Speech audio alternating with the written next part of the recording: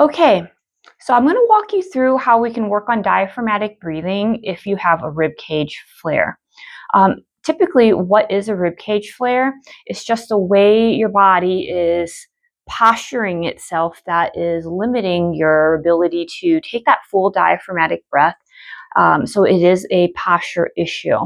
What it looks like if you were laying down is that even though your back is supposed to be relatively flat, if you have a rib cage flare and you're trying to work on diaphragmatic breathing, is that you'll have an excessive arch underneath your back no matter what you do to try to flatten it down.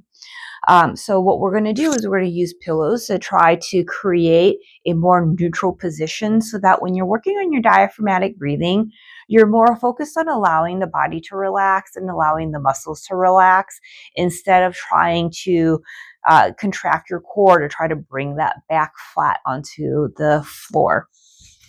So what we want is you're going to want at least one, but possibly 2 up to 3 pillows to use so that when you're laying back, we don't want the pillows just underneath your head. You want the pillows to actually give you a little bit of support behind the shoulder so that when you're laying down, we're taking that rib cage flare and the pillows are actually pushing you back into a neutral position when you lay down.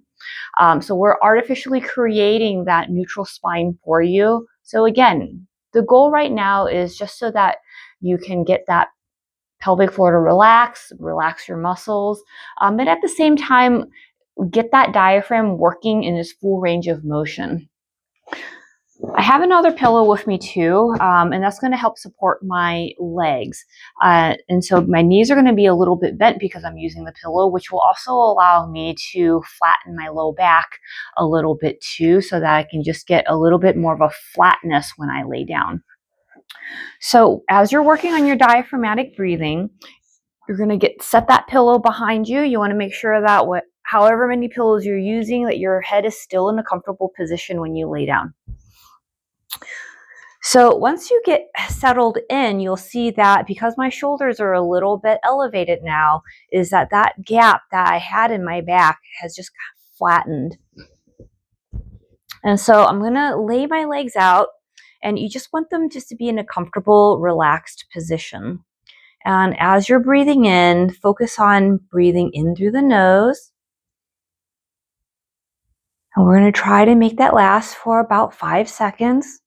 And then out through the mouth, very gentle. Try to make that last about 5 seconds too, a little longer if you're able to and it's still comfortable.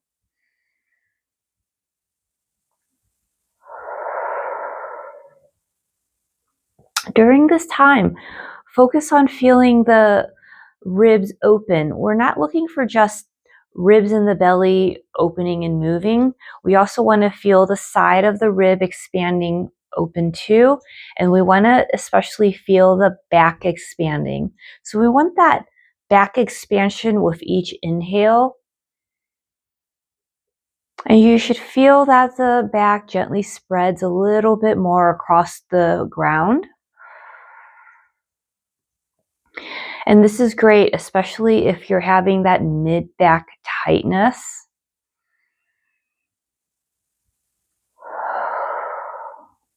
Or that mid-back ache from where that arch is from how you're carrying your posture.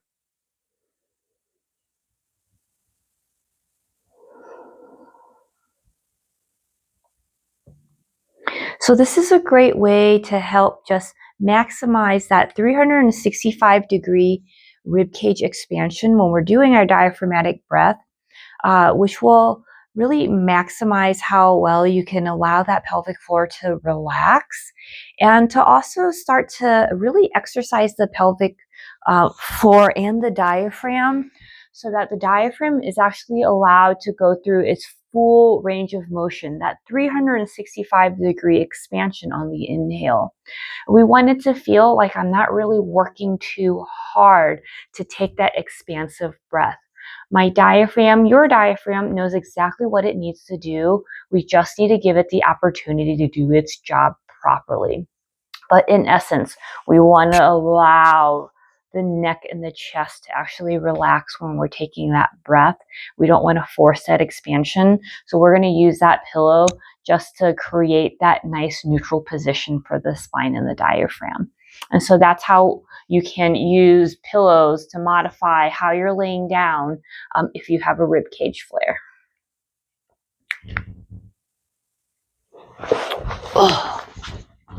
Let me look at the video first.